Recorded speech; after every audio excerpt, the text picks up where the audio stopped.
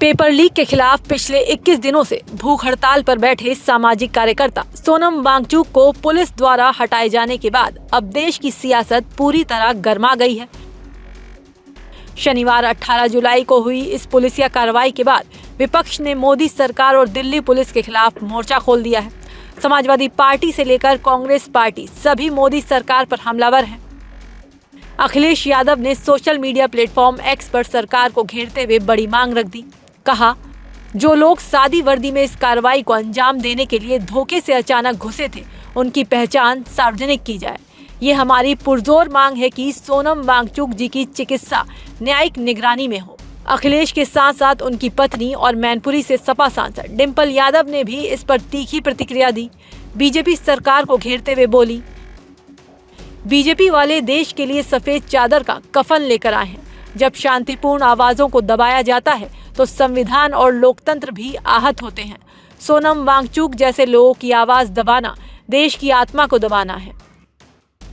वहीं कांग्रेस के राज्यसभा सांसद इमरान प्रतापगढ़ी ने इसे शर्मनाक बताते हुए पीएम की चुप्पी पर सवाल उठाए।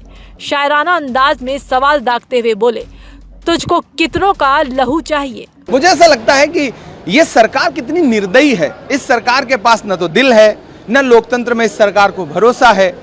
बच्चे मर गए, आत्महत्याएं कर ली बच्चों ने, कोई फर्क नहीं पड़ता। प्रधानमंत्री शिक्षा मंत्री की पीठ थपथपा रहे। 21 बच्चों की आत्महत्याएं इस देश के सामने।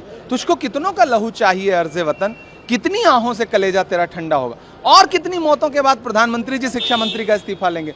एक बूढ़ा वैज्ञानिक लोकतांत्रिक तरीके से प्रदर्शन कर रहा है, आप उसको घसीट के उठा ले जाओगे? दुखद है, बहुत दुखद है। सपा कांग्रेस के अलावा भीम आर्मी चीफ और नगीना सांसद चंद्रशेखर आजाद ने भी इस घटना को बेहद निंदनीय बताया।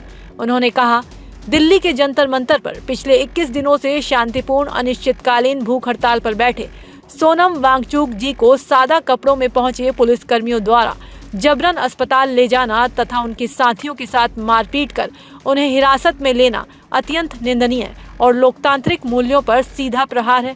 क्या शांतिपूर्ण विरोध का अधिकार केवल सत्ता की सुविधा तक ही सीमित रह गया है? दिल्ली के पूर्व मुख्यमंत्री अरविंद केजरीवाल ने भी सभी विपक्षी पार्टियों की तरह इस घटना की कड़ी आलोचना की। पीएम का नाम लेकर सीधा कहा कि इतना अहंकार ठीक नहीं। आज सुबह सुबह जब सो के उठे तो सुनने को मिला कि सोनम वांगचुक जी को बहुत ही गलत तरीके से उठा लिया गया, उनका अनशन तोड़ने की कोशिश की गई है। सादे कपड़ों में पुलिस भेज के चारों तरफ से चादर से ढक के उनके साथियों के साथ बदसलूकी बदतमीजी करके धक्के मुक्के मार के उन्हें उठा के अस्पताल में भर्ती करा दिया गया। गांधी जी ने कितने लंबे लंबे फास्ट किए थे, ऐसे तो अंग्रेज भी नहीं करते थे। क्या इसी के लिए हमने आज़ादी ली थी कि एक दिन ऐसा आएगा जब हमारी सरकार हम लोगों के साथ इस तरह से बदसलूकी करेगी? मैं मोदी जी से कहना चाहता हूं कि ये बच्चे क्या मांग रहे हैं? ये हमारे देश के बच्चे हैं, इनके साथ इस तरह की बदसलूकी करना सही नहीं है। ये बच्चे यही तो मांग रहे हैं कि हमें अच्छी शिक्षा व्यवस्था चाहिए। ये बच्चे यही तो मांग रहे हैं कि पेपर लीक नहीं होने चाहिए। ये बच्चे यही तो मांग रहे हैं कि अच्छी परीक्षा व्यवस्था होनी चाहिए।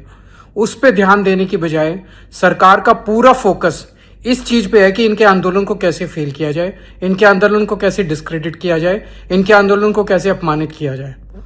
मैं मोदी जी से प्रार्थना करता हूं कि ऐसे मत करो, इतना अहंकार मत करो। इतना अहंकार अच्छा नहीं होता। इतिहास गवाह है कि जब जब किसी ने इतना अहंकार किया है उस आदमी का नाश हुआ है। जहां जंतर मंतर पर सोनम वांगचुक के हटने के बाद प्रदर्शनकारियों का आक्रोश 7वें आसमान पर है, तो वहीं विपक्ष ने इस कार्रवाई को लोकतंत्र पर सीधा प्रहार बताया है।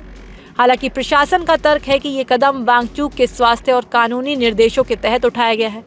फिलहाल इस पूरे सियासी घमासान पर आपकी क्या सोच है, कमेंट में जरूर बताएं।